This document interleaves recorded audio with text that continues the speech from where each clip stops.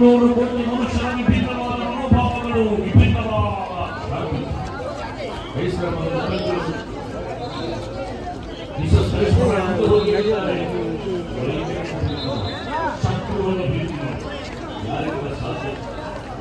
ವಿಶಾಲವಾದ ಮನೋಭಾವದಲ್ಲಿ ಜೀಸಸ್ ಇರ್ತಾರೆ. ಪ್ರೀತಿಯಿಂದ ಈ ಜಗತ್ತನ್ನು ಗೊತ್ತಬೇಕು. ಯಾಕೆ ವಂಶರ ಮಾತೃ ದೇವೋಭವ, ಪಿತೃ ದೇವೋಭವ, ಅತಿಥಿ ದೇವೋಭವ, ಆಚಾರ್ಯ ದೇವೋಭವ ಎನ್ನುವ ಮನುಷ್ಯರನ್ನು ಒಳಗೊಳ್ಳುವ ಸಿದ್ಧಾಂತಗಳು. ಆ ಸಿದ್ಧಾಂತಗಳನ್ನು ಪ್ರತಿಪಾದನೆ ಮಾಡುವಾಗ ಸಮಸ್ಯೆ. ಸಿದ್ಧಾಂತಗಳೊಂದೇ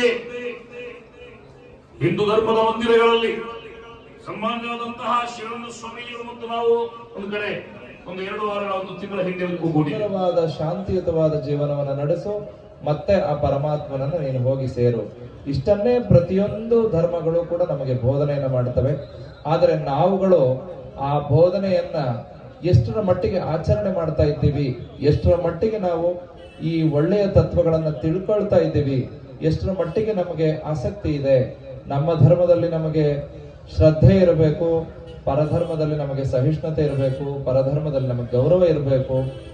ಎಲ್ಲರೂ ಅವರವರ ಆದರ್ಶಗಳನ್ನ ಪಾಲಿಸಿದ್ರೆ ಈ ಒಂದು ಲೋಕವೇ ಒಂದು ಸುಂದರವಾದಂತಹ ಒಂದು ತಾಣವಾಗ್ತದೆ. ನಾವು ದೇವರನ್ನ ಅಲ್ಲಿ ಇಲ್ಲಿ ಹುಡುಕ್ಬೇಕಾಗಿಲ್ಲ. ಪ್ರತಿಯೊಬ್ಬರ ಮನಸ್ಸಿನಲ್ಲಿಯೂ ಭಗವಂತ ಇದ್ದಾನೆ, ಪ್ರತಿಯೊಂದು ಜೀವಿಯಲ್ಲಿಯೂ ಭಗವಂತ ಇದ್ದಾನೆ, ಪ್ರತಿಯೊಂದು ಕಣಕಣದಲ್ಲಿಯೂ ಆ ಪರಮಾತ್ಮನಿದ್ದಾನೆ ಅಂತಕ್ಕಂಥದ್ದನ್ನೇ ಪ್ರತಿಯೊಂದು ಧರ್ಮಗಳು ಬೋಧಿಸ್ತಕ್ಕಂಥದ್ದು. ನಾನು ಹಿಂದೂ ಧರ್ಮ ಶ್ರೇಷ್ಠ ಅಥವಾ ಇನ್ಯಾವುದೋ ಧರ್ಮ ಕನಿಷ್ಠ, ಈ ನಮ್ಮ ಲೋಕಕ್ಕೆ, ನಮ್ಮ ಕೊಡಗಿಗೆ ಒಳ್ಳೆಯ ಮಳೆ ಬೆಳೆಯ ಸುಭಿಕ್ಷತೆಯಾಗಿರಬೇಕು. ಎಲ್ಲ ಜನರು ಕೂಡ ಸಮಾಧಾನವಾಗಿ ಸಂತೋಷವಾಗಿ ಅವರು ಸುಂದರವಾದ ಜೀವನವನ್ನು ನಡೆಸಲಿಕ್ಕೆ ಇಂತಹ ಮಹಾತ್ಮರ ಕರುಣೆ ಬೇಕು. ನಾವು ಪ್ರಪಂಚವನ್ನು ಸುಮ್ಮನೆ ದಾಟ್ತೀನಿ ಅಂತಂದ್ರೆ ಸಾಧ್ಯ ಇಲ್ಲ. ಇಂಥ ಮಹಾತ್ಮರ ಕೃಪೆ ಇದ್ರೆ, ಭಗವಂತನ ಕೃಪೆ ಇದ್ರೆ ಮಾತ್ರ ನಾವು ಒಳ್ಳೆಯ ಜೀವನವನ್ನು ನಡೆಸಲಿಕ್ಕೆ ಸಾಧ್ಯ. ಮತ್ತೆ ನಾವು ನೆಮ್ಮದಿಯ ಜೀವನದಿಂದ ನಾವು ಹೆಜ್ಜೆ ಹಾಕ್ಲಿಕ್ಕೆ ಸಾಧ್ಯ. ಪ್ರತಿಯೊಂದು ದಿನ ನಾವು ಬೆಳಗ್ಗೆಯಿಂದ ರಾತ್ರಿವರೆಗೂ ನಮಗೆ ಎಷ್ಟು ಕಷ್ಟಗಳು ಬರ್ತದೆ. ಮನುಷ್ಯನಿಗೆ ಸುಳ್ಳು ಹೇಳಬೇಕಾಗ್ತದೆ, ಇನ್ನೇನೇನೋ ಮಾಡಬೇಕಾಗ್ತದೆ. ಆದ್ರೆ ಅಂತಹ ಪರಿಸ್ಥಿತಿಯನ್ನ ನಮಗೆ ದೂರ ಮಾಡಲಿಕ್ಕೆ ಇಂಥ ಮಹಾತ್ಮರ ಕೃಪೆ ಬಹಳ ಅವಶ್ಯಕ, ಪರಮಾತ್ಮನ ಕೃಪೆ ಬಹಳ ಅವಶ್ಯಕ. ಆತನ ಕೃಪೆ ಇದ್ರೆ ಮಾತ್ರ ನಾವು ಒಳ್ಳೆಯ ರೀತಿಯಲ್ಲಿ ನಾವು ಜೀವನವನ್ನು ನಡೆಸಲಿಕ್ಕೆ ಸಾಧ್ಯ, ಸತ್ಯಶುದ್ಧವಾದಂತಹ ಜೀವನವನ್ನು ನಡೆಸಲಿಕ್ಕೆ ಸಾಧ್ಯ. ಆದ್ದರಿಂದ ಅಂತಹ ಒಂದು ಜೀವನವನ್ನ ನಡೆಸಲಿಕ್ಕೆ ನಮ್ಮೆಲ್ಲರಿಗೂ ಕೂಡ ಶಕ್ತಿಯನ್ನ ಆ ದಯಾಮಯನಾಗಿರ್ತಕ್ಕಂತಹ ಪರಮಾತ್ಮಗಿರ್ಬೋದು, ದೇಶದ ರಕ್ಷಣೆಗೆ, ನಾಡಿನ ರಕ್ಷಣೆಗೆ ಇದೊಂದು ಆರೋಗ್ಯಕರವಾದ ಒಂದು ಬೆಳವಣಿಗೆ. ಎಲ್ಲ ಸಮುದಾಯದವರು ಒಟ್ಟಾಗಿ ಸೇರಿ ಈ ಒಂದು ಧಾರ್ಮಿಕ ಪ್ರವಚನ ಕಾರ್ಯಕ್ರಮವನ್ನು ನಡೆಸುವುದು ನಿಜಕ್ಕೂ ಒಂದು ಆರೋಗ್ಯಕರ ಬೆಳವಣಿಗೆ ಅಂತ ಹೇಳಿ ನಾನು ಬಣ್ಣಿಸ್ತಾ ಇದ್ದೇನೆ. ಅದೇ ರೀತಿ ಈ ಒಂದು ಪುಟ್ಟ ನಗರದಲ್ಲಿ ಎಲ್ಲ ಸಮುದಾಯದವರು ಒಟ್ಟಿಗೆ ಅನೋನ್ಯವಾಗಿ ಸೌಹಾರ್ದ ರೀತಿಯಿಂದ ಬಾಳ್ತಾ ಇದ್ದಾರೆ.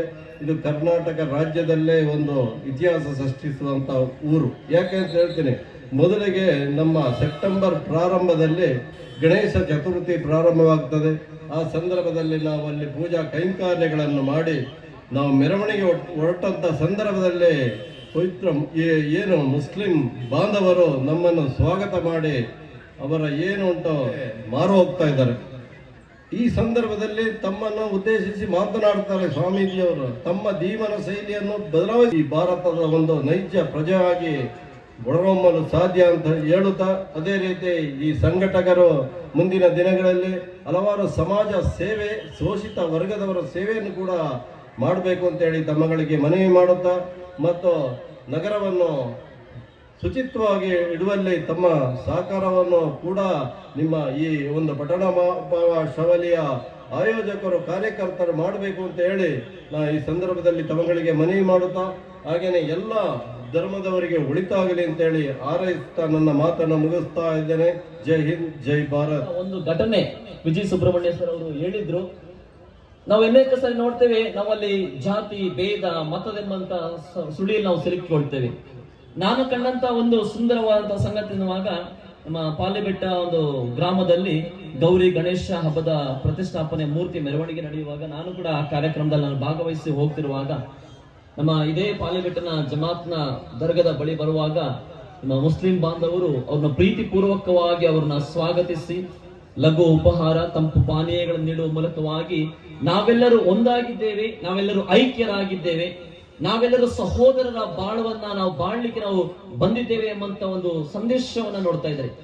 ಈ ಒಂದು ವೇದಿಕೆ ಮೂಲಕವಾಗಿ ಪಾಲಿಬೆಟ್ಟದ ಜನ ಅಥವಾ ಪಾಲಿಬೆಟ್ಟದ ಗ್ರಾಮದವರು ಇಡೀ ಜಗತ್ತಿಗೆ ಒಂದು ಒಂದೇಶವನ್ನು ನೀಡ್ತಾ ಇದ್ದಾರೆ. ಏನಂತಂದ್ರೆ ನಾವು ಹಿಂದೂಗಳಲ್ಲ, ಮುಸ್ಲಿಮರಲ್ಲ, ನಾವು ಕ್ರೈಸ್ತರು ಕೇವಲ ಕ್ರೈಸ್ತರಲ್ಲ, ನಾವೆಲ್ಲರೂ ಸಹೋದರರು, ನಾವೆಲ್ಲರೂ ಒಂದಾಗಿದ್ದೇವೆ. ನಮ್ಮಲ್ಲಿ ಜಾತಿ ಭೇದ ಇಲ್ಲ, ನಮ್ಮಲ್ಲಿ ಮತ ಭೇದ ಇಲ್ಲ, ನಮ್ಮಲ್ಲಿ ಕುಲದ ಭೇದವಿಲ್ಲ ಎಂಬುದಂತದನ್ನ ಒಂದು ಸಾಂದರ್ಭಿಕವಾದಂತಹ ಸಂಗತಿಯನ್ನು ಅವರು ತೋರಿಸಿಕೊಟ್ಟಿದ್ದಾರೆ.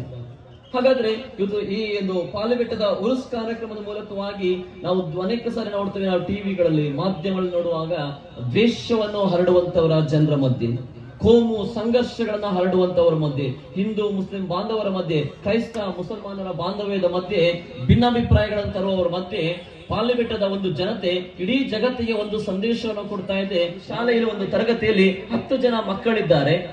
ಆ 10 ಜನ ಮಕ್ಕಳಿಗೆ ಒಂದು ಬಿಳಿ ಹಾಳೆಯನ್ನು ಕೊಡ್ತಾರೆ. ಆ ಬಿಳಿ ಹಾಳೆಯನ್ನು ಕೊಡುವಾಗ ಆ ಟೀಚರ್ ಆ ಬಿಳಿಯ ಹಾಳೆಯ ಮಧ್ಯದಲ್ಲಿ ಒಂದು ಕಪ್ಪು ಚುಕ್ಕಿಯನ್ನ ಇಟ್ಟು ಮಕ್ಕಳಿಗೆ 10 ಹಾಳೆಗಳನ್ನ 10 ಚೀಟಿಗಳನ್ನ ಕೊಡ್ತಾರೆ. ಈಗ ಆ ಶಾಲೆಯ ಶಿಕ್ಷಕಿ ಮಕ್ಕಳಿಗೆ ಒಂದು ಪ್ರಶ್ನೆ ಕೇಳ್ತಾರೆ, ನಿಮಗೆ ಆ ಬಿಳಿ ಹಾಳೆಯಲ್ಲಿ ಏನು ಕಾಣ್ತಾ ಇದೆ, ಏನು ನಿಮಗೆ ಬಿಳಿ ಹಾಳೆಯಲ್ಲಿ ಏನು ಗೋಚರವಾಗ್ತದೆ ಅಂತ ಅನ್ನುವಾಗ ಅಲ್ಲಿದ್ದಂತ ಎಲ್ಲ 10 ಮಕ್ಕಳು ಹೇಳ್ತಾರೆ, ಆ ಬಿಳಿಯ ಹಾಳೆಯಲ್ಲಿ ಕಪ್ಪು ಚುಕ್ಕಿ ಕಾಣ್ತಾ ಇದೆ. ಆಗ ಆ ಶಿಕ್ಷಕಿ ಕೇಳ್ತಾರೆ, ಬಿಳಿ ಹಾಳೆ ಅದು ಹಾಳೆ ಪೂರ್ತಿಯಾಗಿ ಬಿಳಿ ಆಗಿದೆ, ಕೇವಲ ನಿಮ್ಮ ದೃಷ್ಟಿ ಯಾಕೆ ಆ ಕಪ್ಪು ಚುಕ್ಕೆ ಮೇಲೆ ಹೋಗ್ತಾ ಇದೆ ಅಂತ ಒಂದು ಹೇಳುವಾಗ ಆ ಮಕ್ಕಳಿಂದ ಯಾವುದೇ ಪ್ರತಿಕ್ರಿಯೆ ಬರೋದಿಲ್ಲ.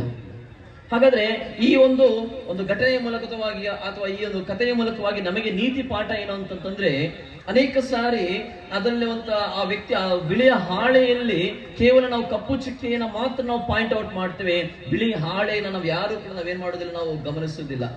ಅದರ ಒಬ್ಬ ವ್ಯಕ್ತಿ ಆಗಿರ್ಬೋದು, ಧರ್ಮವನ್ನಾಗಿರ್ಬೋದು, ಧರ್ಮದಲ್ಲಿರುವಂತಹ ವ್ಯಕ್ತಿಯಲ್ಲಿರುವಂತಹ ನ್ಯೂನ್ಯತೆಗಳನ್ನು ಮಾತ್ರ ನಾವು ಹುಡುಕುವಂತ ಪ್ರಯತ್ನವನ್ನು ಮಾಡ್ತೇವೆ. ಆ ವ್ಯಕ್ತಿಯಲ್ಲಿರುವಂತಹ ಅಥವಾ ಆ ಧರ್ಮದಲ್ಲಿರುವಂತಹ ಒಳ್ಳೆಯ ಸದ್ಗುಣಗಳನ್ನ ನಾವು ಏನ್ ಮಾಡೋದಿಲ್ಲ, ನಾವು ಹುಡುಕುವಂತಹ ಕೆಲಸವನ್ನ ನಾವು ಮಾಡುವುದಿಲ್ಲ. ಅವರಲ್ಲಿರುವಂತಹ ಅದು ಧರ್ಮದಲ್ಲಿರುವಂತಹ ವ್ಯಕ್ತಿಯಲ್ಲಿರುವಂತಹ ಒಳ್ಳೆಯ ಕಾರ್ಯಗಳನ್ನ ಹುಡುಕುವುದೇ ಆದರೆ ನಿಜವಾಗಿ ಏನಾಗ್ತದೆ, ಈ ಸುಂದರವಾದಂತಹ ಸರ್ವಧರ್ಮ ಸಮ್ಮೇಳನ ಕಾರ್ಯವು ಅದು ಯಶಸ್ವಿ ಆಗಲಿಕ್ಕೆ ಸಾಧ್ಯವಾಗ್ತದೆ. ಕುವೆಂಪು ಅವರು ಬರೆದಂತ ಒಂದು ನಾಡಗೀತೆಯ ಸಾಲಿನಲ್ಲಿ ಹೀಗಿದೆ, ಸರ್ವ ಜನಾಂಗದ ಶಾಂತಿಯ ತೋಟ. ನಮ್ಮ ಭಾರತ ದೇಶ ವಿವಿಧತೆಯಲ್ಲಿ ಏಕತೆಯನ್ನು ಕಂಡಂತ ದೇಶ. ನಮ್ಮ ಕನ್ನಡ ನಾಡಿನಲ್ಲಿ ನಾವು ನಿಜಕ್ಕೂ ನಮ್ಮ ಭಾರತ ದೇಶವನ್ನ ಸರ್ವ ಜವಾಬ್ದಾರಿ ಏನು, ಮನುಷ್ಯರಾದ ನಮ್ಮ ಜವಾಬ್ದಾರಿ ಬೇರೇನೂ ಇಲ್ಲ. ಒಂದನೇದಾಗಿ ನಮ್ಮ ಜವಾಬ್ದಾರಿ ನಾವೆಲ್ಲರೂ ಕೂಡ ಒಂದು ವಿಚಾರವನ್ನು ಅರ್ಥ ಮಾಡಿಕೊಳ್ಬೇಕು. 808 ಕೋಟಿಯಷ್ಟು ಜನರು ವಾಸ ಮಾಡುವ ವಿಶಾಲವಾದ ಈ ವಿಶ್ವದಲ್ಲಿ ಎಲ್ಲ ಮನುಷ್ಯರನ್ನು ಒಂದು ವೇದಿಕೆಗೆ ತಂದು ಅವರಲ್ಲಿ ಐಕ್ಯತೆಯನ್ನು ಮೂಡಿಸಲು ಸಾಧ್ಯವಿಲ್ಲ ಎನ್ನುವ ಒಂದು ವಾಸ್ತವವನ್ನು ನಾವು ಒಪ್ಪಿಕೊಳ್ಬೇಕು. 73ನೇ ಕನ್ನಡ ಸಾಹಿತ್ಯ ಸಮ್ಮೇಳನಕ್ಕೆ ಹೋಗಿದ್ದೆ. ಅಧ್ಯಕ್ಷರಾಗಿದ್ದರು ನಿಸ್ಯೋಸದ ಕವಿ ಶ್ರೀ ನಿಸಾರ್ ಅಹಮದ್. KS ನಿಸಾರ್ ಅಹಮದ್ ರವರು 73ನೇ ಕನ್ನಡ ಸಾಹಿತ್ಯ ಸಮ್ಮೇಳನವನ್ನು ಉದ್ದೇಶಿಸಿ ಒಂದು ಮಾತನ್ನು ಹೇಳ್ತಾ ಇದ್ರು. ಅದೇನೆಂದರೆ, ಹಿಂದೂ ಮುಸ್ಲಿಮರು ಕ್ರೈಸ್ತರು ಬೇರೆ ಬೇರೆ ಧರ್ಮಕ್ಕೆ ಸೇರಿದವರು ವಾಸ ಮಾಡುವ ಈ ದೇಶದಲ್ಲಿ ಭಾವೈಕ್ಯತೆ ಎನ್ನುವ ಪದ ಅಪ್ರಸ್ತುತ ಅಂತ ಅವರು ಹೇಳ್ತಾ ಇದ್ರು. ಭಾವೈಕ್ಯತೆ ಎನ್ನುವ ಕನ್ನಡ ಶಬ್ದದ ಬಗ್ಗೆ ಅವರು ಹೇಳ್ತಾ ಇದ್ರು, ಅದು ಪ್ರಸ್ತುತವಾದ ಒಂದು ಶಬ್ದವಲ್ಲ. ಯಾಕೆಂದರೆ ಭಾವಗಳ ಐಕ್ಯತೆ, ಭಾವನೆಗಳ ಒಗ್ಗಟ್ಟು ಅದಲ್ಲ ಇಲ್ಲಿ ಬೇಕಾದದ್ದು, ಅದು ಸಾಧ್ಯವಲ್ಲ. ಅದಕ್ಕೆ ಬದಲಾಗಿ ಭಾವ ಸಮನ್ವಯ ಎನ್ನುವ ಪದವನ್ನು ಬಳಸಬೇಕು ಅಂತ ಅವರು ಒಂದು ಸಲಹೆ ಕೊಟ್ಟಿತ್ತು. ಬ್ಯಾಲೆನ್ಸಿಂಗ್, ಸಹಿಷ್ಣುತೆ, ಟಾಲರೆನ್ಸ್. ಸಹಿಷ್ಣುತೆ ಅಂದ್ರೇನು, ಸಾಧ್ಯವಾದ ವಿಚಾರ ಅಂದ್ರೇನು, ಪ್ರತಿಯೊಂದು ಧರ್ಮದಲ್ಲಿರುವಂತಹ ಮೂಲಭೂತವಾದ ಆಚಾರ, ವಿಶ್ವಾಸ, ಅನುಷ್ಠಾನ, ಆದರ್ಶಗಳು ಅದು ವಿರುದ್ಧವಾಗಿರ್ತದೆ ಅಂತ ಶಿಷ್ಯರಿಗೆ ಆಹ್ವಾನ ಮಾಡಿದಾಗ ನಾನಲ್ಲಿ ಒಂದು ಸೌಹಾರ್ದ ಸಂಗಮಕ್ಕೆ ಹೋದೆ. ಅಲ್ಲಿಯ ಸ್ವಾಮೀಜಿಗಳು ದೇವಸ್ಥಾನದ ಒಳಗೆ ನನ್ನನ್ನು ಕೈ ಹಿಡಿದು ಕರ್ಕೊಂಡು ಹೋದ್ರು. ನನಗೆ ಭಯ, ಹೋಗ್ಬೋದಾ ಇಂತಹ ಒಂದು ಕೇಂದ್ರಕ್ಕೆ, ನಾನೊಬ್ಬ ಸಾಮಾನ್ಯವಾಗಿ ಮುಸಲ್ಮಾನಾಗಿ ಏನಾದ್ರೂ ತೊಂದರೆ ಆಗ್ಬೋದಾ ಅಂತ ಭಯ. ಶ್ರೀ ನಿರ್ಮಾನಂದ ಸ್ವಾಮೀಜಿಯವರನ್ನ ಕೈ ಹಿಡ್ಕೊಂಡು ಬರ್ರಿ ಬರ್ರಿ ಬರ್ರಿ ಅಂತ ಕರ್ಕೊಂಡು ಹೋಗ್ತಾ ಇದ್ರು. ದೇವಾಲಯಗಳ ಅಂತರಂಗಗಳಲ್ಲಿ ಅಂತರಾಳಗಳಲ್ಲಿ ನನಗೆ ಅವರು ಪ್ರವೇಶವನ್ನು ಕೊಟ್ಟರು. ನಾನು ಭಾವಿಸಿದೆ ಇಲ್ಲಿ ಸಮಸ್ಯೆ ಬೇರೆ ಏನೋ, ಧರ್ಮಗಳೆಲ್ಲ ಸಮಸ್ಯೆ. ಧರ್ಮಗಳಲ್ಲಿ ಸಮಸ್ಯೆ ಇದ್ದಿದ್ರೆ ವಿಜಯ ಸುಬ್ರಹ್ಮಣ್ಯ ಸರ್ ಮತ್ತು ನಾನು ಒಟ್ಟಿಗೆ ದರ್ಗಾದೊಳಗೆ ನಿಂತ್ಕೊಂಡಿವಿ ಜಿಯಾರತ್ ಮಾಡುವ. ವಿಜಯ ಸುಬ್ರಹ್ಮಣ್ಯ ಸರ್ ಅವರು ಯಾವುದೇ ಅಳುಕಿಲ್ಲದೆ, ಯಾವುದೇ ಅಂಜಿಕೆ ಇಲ್ಲದೆ, ಯಾವುದೇ ಭಾವಭೇದವಿಲ್ಲದೆ ಭಕ್ತಿಯಿಂದ ನಿಂತಿದ್ರು. ಆದಿಚುಂಚನಗಿರಿ ಮಠಗಳ ಒಳಗೆ ನಾನು ಕೂಡ ಅಳುಕಿಲ್ಲದೆ ಅಂಜಿಕೆ ಇಲ್ಲದೆ ಹೋಗಿ ಅಲ್ಲಿ ನೋಡಿ ಬರಲಿಕ್ಕೆ ನನಗೆ ಸಾಧ್ಯವಾಯಿತು. ಇದನ್ನು ಭಾವ ಸಮನ್ವಯ ಅಂತ ಹೇಳಿದ್ದಾರೆ ನಿಶೋತ್ಸವದ ಕವಿ ಶ್ರೀ KS ನಿಸಾರ್ ಅಹಮದ್. ಈ ದೇಶಕ್ಕೆ ಬೇಕಾದ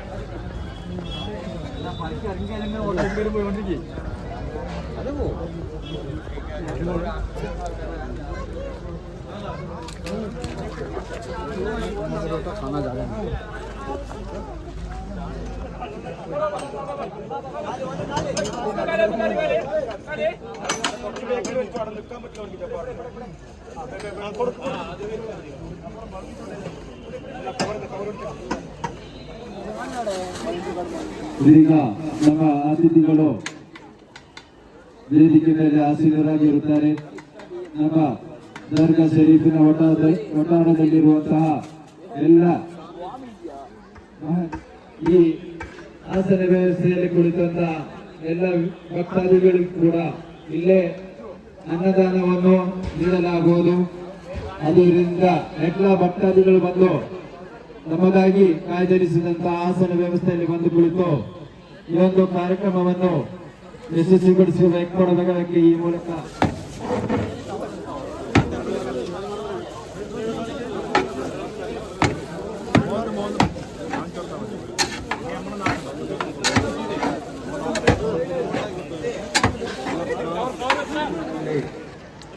ನಡೆಸಿಕೊಂಡು ಬರುವಂತಹ ಉರೂಸ್ ಮುಬಾರಕಿನ ಸಮಾರಂಭ ಕಾರ್ಯಕ್ರಮದಲ್ಲಿ ಸರ್ವಧರ್ಮ ಸಮ್ಮೇಳನವೂ ಕೂಡ ನಡೆಯಲಿದೆ.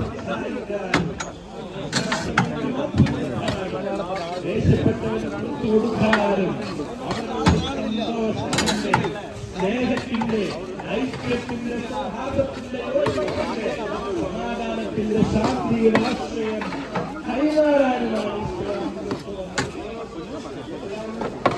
ആശയങ്ങളും എല്ലാ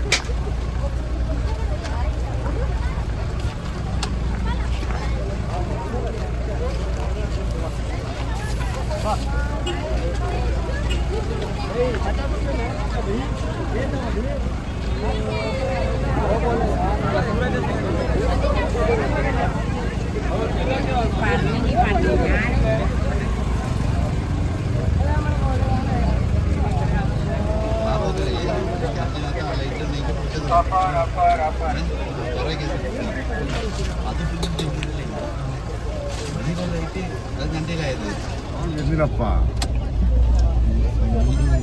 സൗണ്ട് ഓഫ് ആക്കി